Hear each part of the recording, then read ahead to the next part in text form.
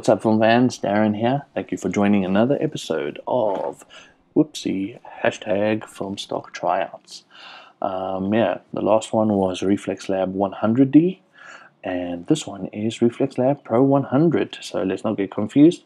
Completely different films, completely different film bases.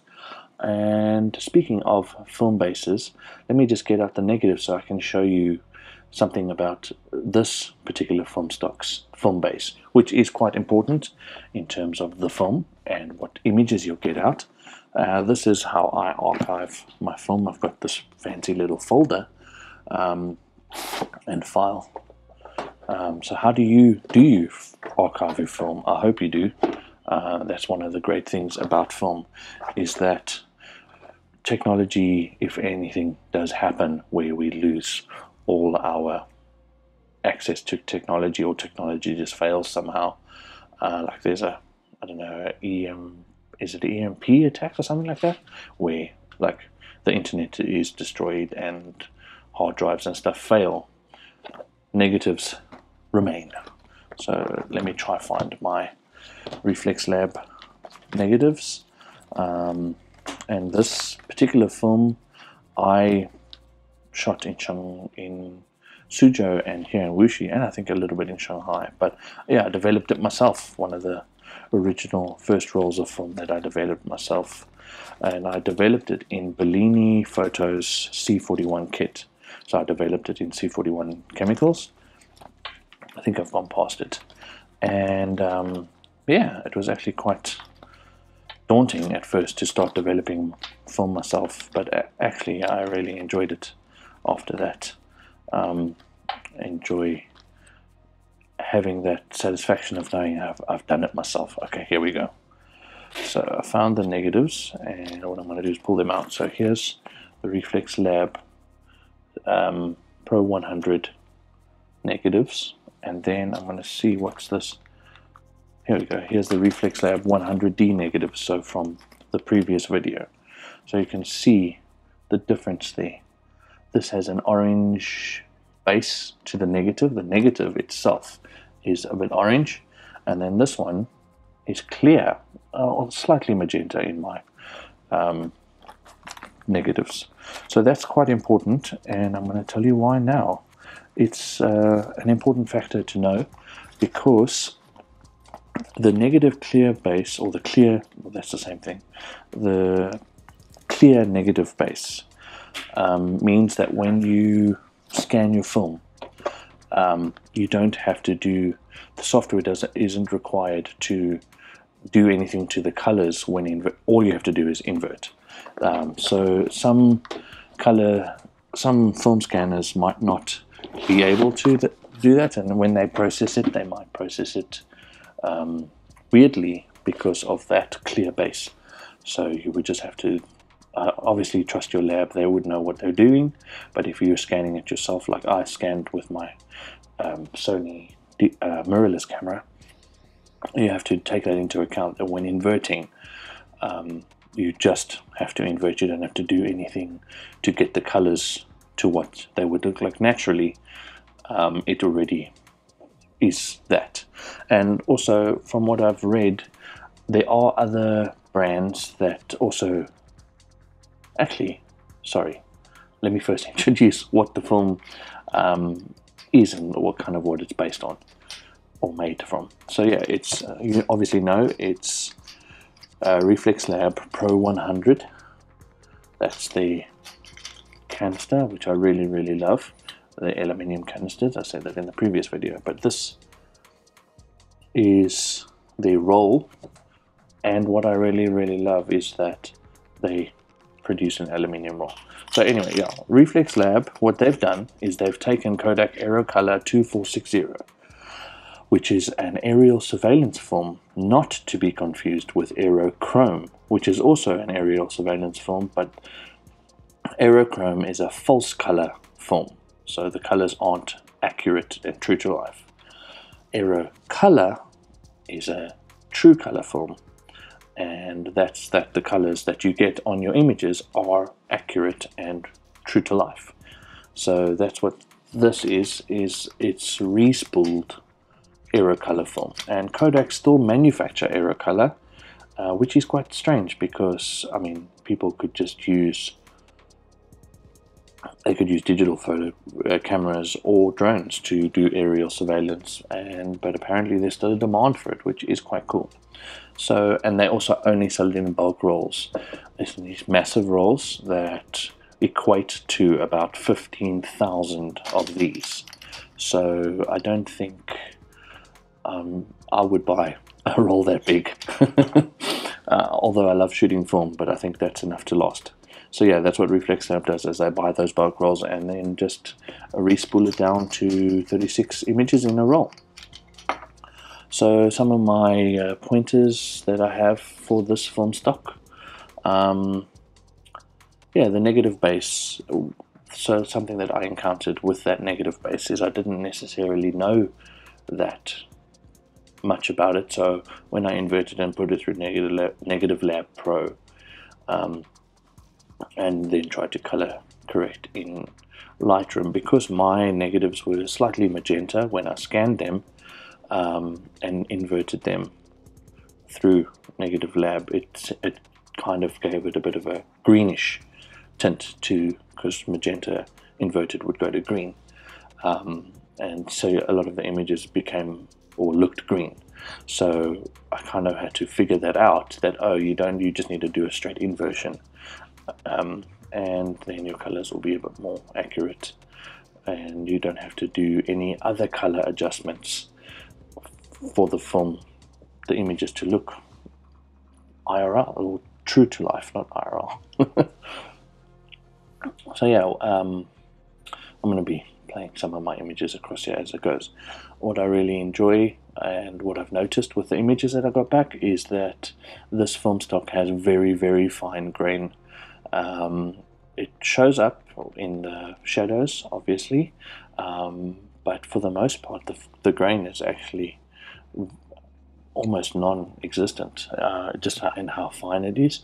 You can see it in some of the images and in the shadows, but yeah, it's not majorly prevalent. The saturation of the colors as well is slightly toned down, and that's also a thing that's common across most film, is that saturation. It's not as overly saturated as a digital photograph, but there are some particular colors in some of the shots that I've taken where the colors are very saturated. There's one of a lantern, a red lantern, that is very, very vibrant. The red is very saturated and beautiful. There's some blues, some yellows that come across that are quite rich in their colors. Maybe not exceptionally or digitally saturated, but very saturated. Overall, the film, I think, is daylight balanced with a slightly warmer tone, which is also quite strange because the orange negative base would make it a bit warmer.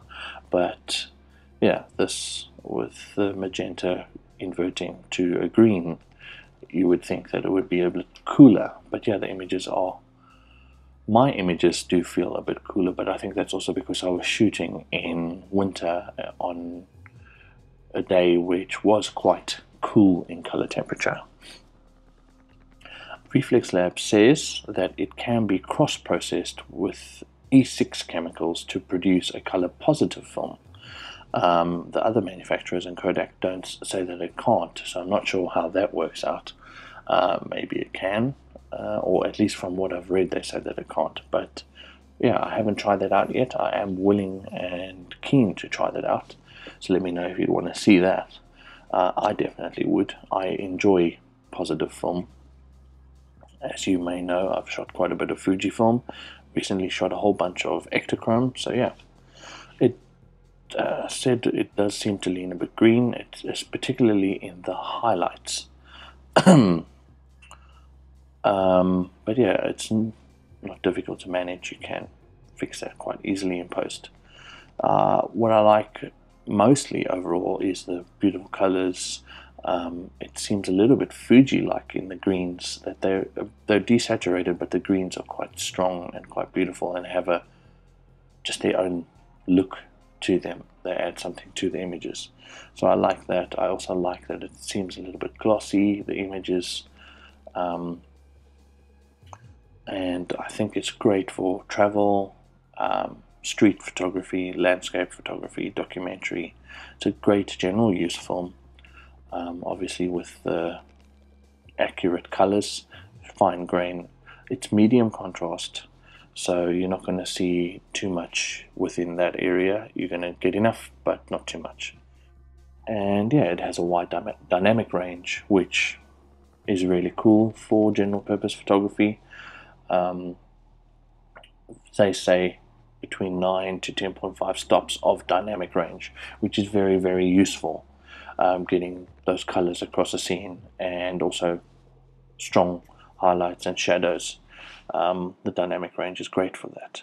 So now I'm going to break down my 4-part rating of this film, which is something that I do over on my Instagram, just to help anyone who's of interest, wanting to know what and how to use the film. It might give a little bit of just a general overview of what you can expect to get back from these different film stocks.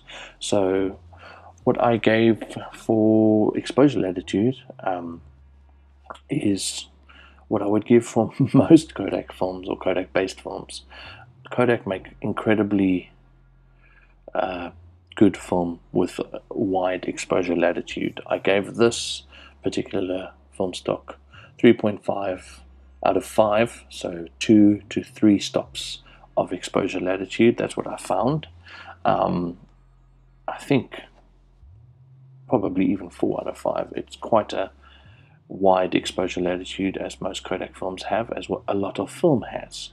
So you can know that you can overexpose by 2 stops, maybe even more, and underexpose about a stop. Although underexposing film doesn't do as well as overexposing, so tend to overexpose. So yeah, wide exposure latitude. Sharpness, it is a very sharp film. A lot of the images that I got back were very sharp. I loved them. Even just looking at the waters, it is very, very sharp. So I gave it a 3.5 out of 5. Careful, you can cut yourself sharp. Contrast, medium contrast film. I got a bit more than medium, I reckon. So that's why I gave it 4 out of 5 for contrast. Maybe a little bit less than 4 if you want to be general about it. And then grain, very fine grain.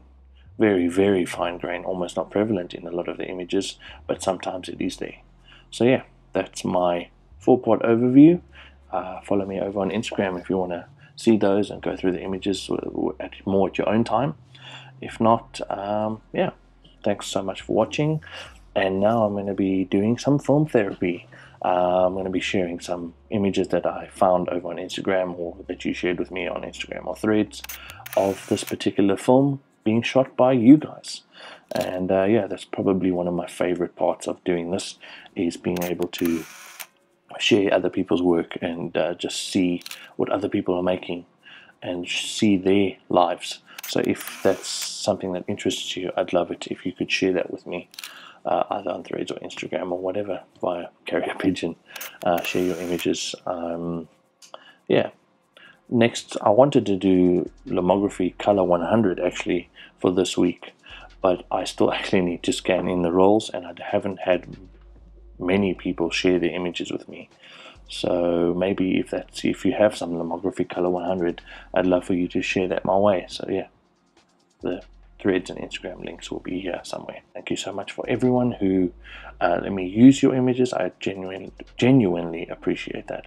And yeah, just have an amazing weekend. Be blessed, not stressed, and go out and make stuff. That's yeah, that's what I got to say. Enjoy these photos, and see you soon. See ya.